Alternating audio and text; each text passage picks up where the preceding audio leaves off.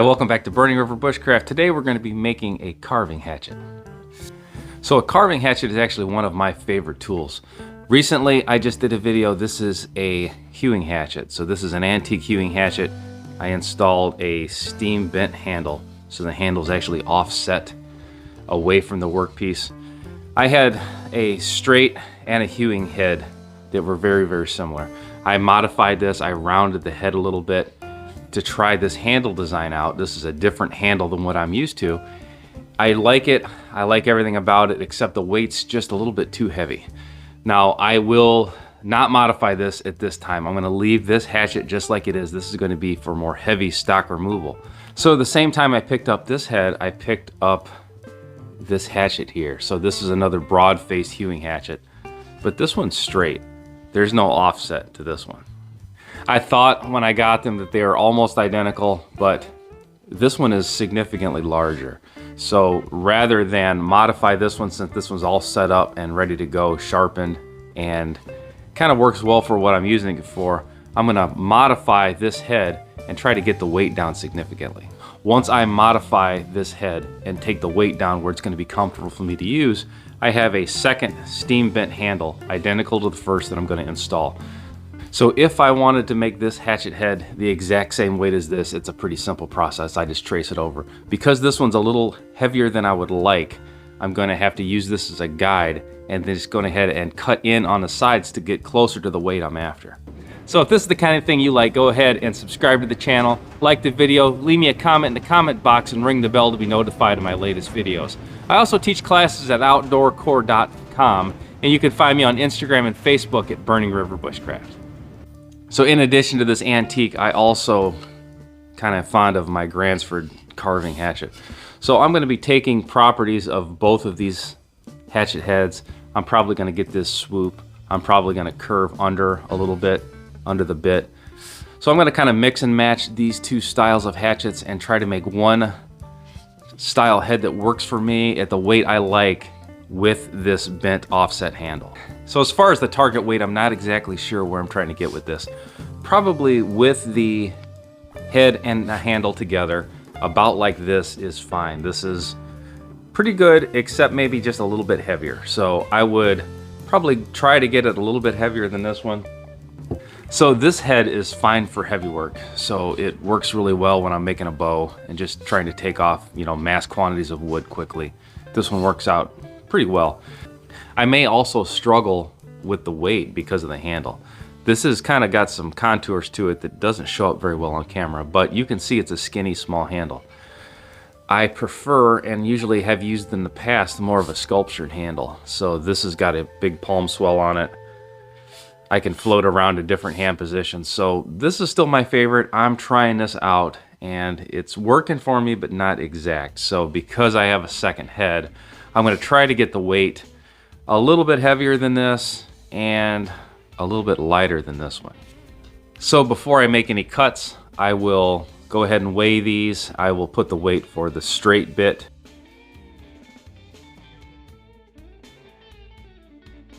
I will put the weight for the offset hewing hatchet.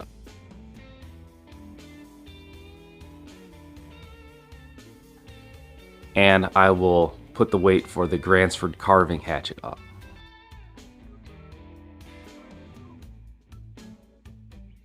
So I've got a soapstone here, and the soapstone is going to let me write on this steel, and then I can take it off fairly easy. So if I was just going to duplicate this head, I'm going to take quite a bit off the pole of the hatchet. I'm going to undercut here. I'm going to go ahead and round the bit. And the top's not bad at all. Maybe a little bit at the very top might get nubbed off. So if I cut along these lines, I would have a straight cut twin of my offset hewer. So now if I overlay my Gransford on here, I can see how much more I'm going to get into the bottom edge of this hatchet.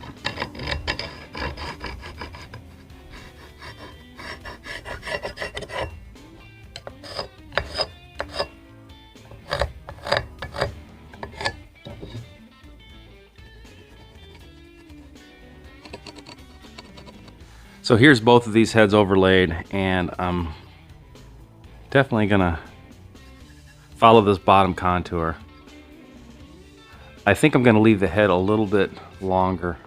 So traditionally these hatchet heads are not hardened all the way through. So the tip of this is gonna be tempered and the back edge is gonna be soft. So I don't wanna get too deep in here and move my edge all the way back. I'm gonna follow the offset hewer contour line. So I'm gonna follow this contour line. I'm gonna get rid of this line. And it's gonna look something like this. Now I'm actually gonna be using a plasma cutter to cut this off. I will never let this get too hot. A plasma cutter does a great job of controlling the heat. If the weight is not like I want it to be, I'm gonna start getting into here and I'll start to round this edge, and I'll probably do that on my belt grinder. So when you see this next, it's gonna be drastically different. I will probably just use the plasma cutter to knock the heavy edges off. I'll use my belt grinder to go into the edge and round the edge and probably smooth everything out. Never will this hatchet head get so hot that I can't touch it barehanded. So the temper should be just fine, and this is gonna be a lot more usable when we're done with it. I don't know if you can hear, it's a pretty windy day outside, so I'm in the barn catching up on some projects. And I'm getting back on this carving hatchet. So we marked it out. I actually cut it down with a plasma cutter, and you can see my skill set with the plasma cutter is kind of weak. But my grinder skill is pretty good, so I was able to catch it all with the grinder. So I've got the pole cut down. This is gonna be the top half of the hatchet head, and this is a straight. So once I get this established, I'm gonna go ahead and curve this up a little bit more and try to make this more into a bent handled carving hatchet. So this Gransford is a little more what I'm going for on this.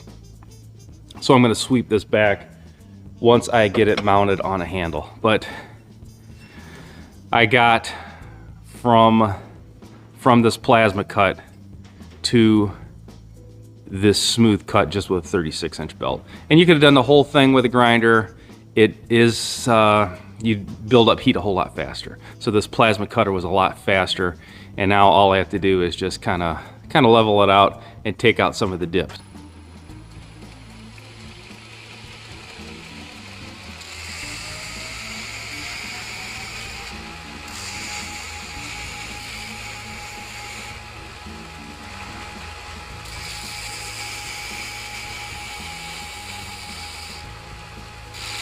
So I'm just gonna keep grinding until I get the profile that I'm after. So this profile cleaned up pretty quick. That's about like I want it. Now this flat face I do not want like this. So I'm just gonna take my offset hewer, which I modified that a little bit ago. And gonna line up my edge. And I'm gonna kind of do one of these. So that's roughly going to be the shape that I want. So this is the profile that was in my head when I started, and that's pretty good. And I've got a courtesy edge on it that's maybe nickel thick, maybe dime thick. So plenty of meat here, and it's completely safe for me to work and go ahead and mount this handle up.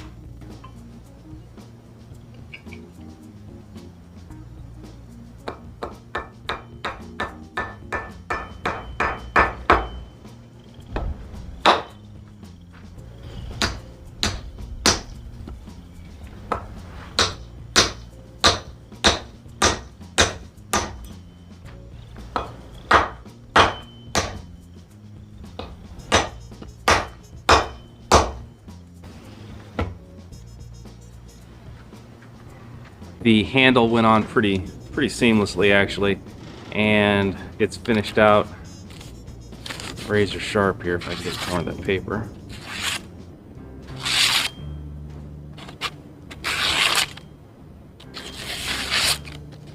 So until next time, this has been Jamie Boggs with Burning River Bushcraft. See you soon.